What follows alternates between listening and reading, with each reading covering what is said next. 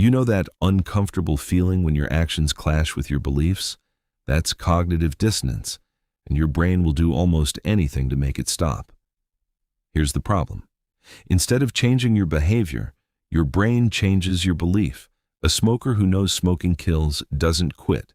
They convince themselves, I could get hit by a bus tomorrow anyway. The action stays. The belief bends.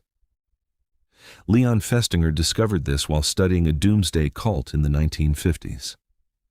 When their predicted apocalypse didn't arrive, the members didn't abandon the belief. They became more convinced, deciding their faith had saved the world. That's how powerful the need for internal consistency is. You do this constantly. You buy something expensive and then spend a week telling everyone how great it is. Not to convince them, but to convince yourself. You make a bad decision and immediately find 5 reasons it was actually smart. Cognitive dissonance isn't a flaw, it's a defense system. But understanding it means you can catch yourself rationalizing and choose truth over comfort instead. Your brain is not a truth-seeking machine, it's a belief-confirming machine. Confirmation bias is the tendency to search for, notice, and remember information that supports what you already believe, while ignoring everything that contradicts it. Once you form an opinion, your mind becomes a lawyer, not a scientist. It builds a case. It doesn't seek the truth. This is why 2 people can read the same news article and come away with opposite conclusions. Why conspiracy theories are so sticky. Why facts rarely change minds. Because people aren't actually evaluating the facts. They're filtering them. Studies show people spend 36% more time reading articles that agree with their views. We don't want information, we want confirmation.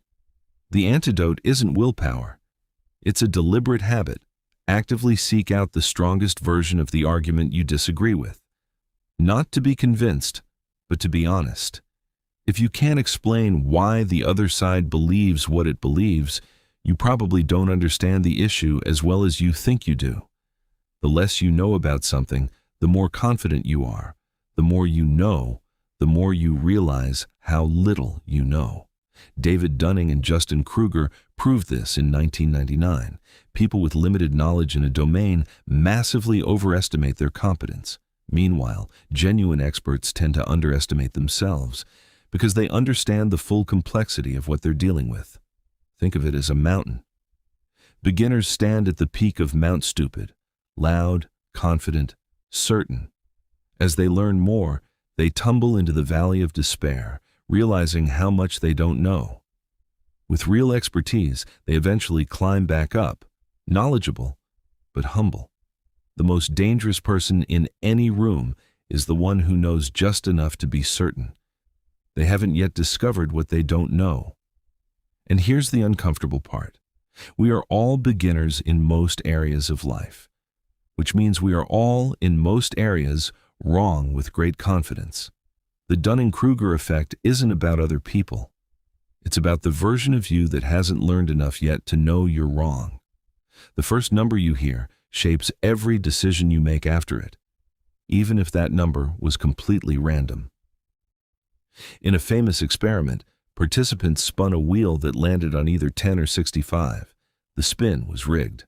Then they were asked, what percentage of African countries are in the United Nations?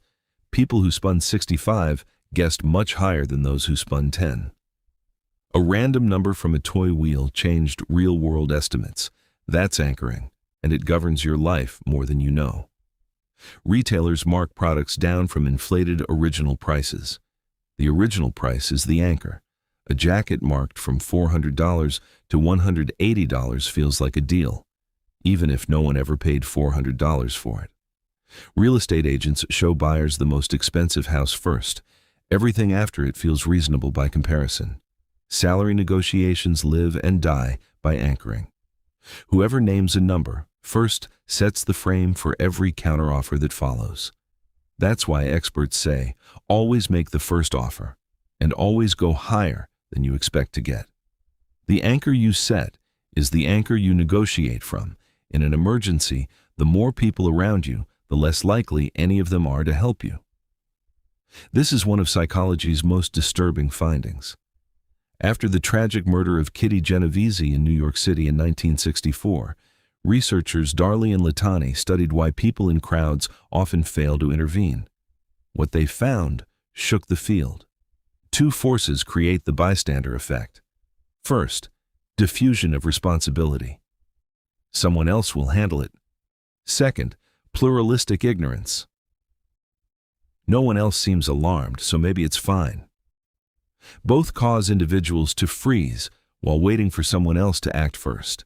The larger the crowd, the stronger both forces become.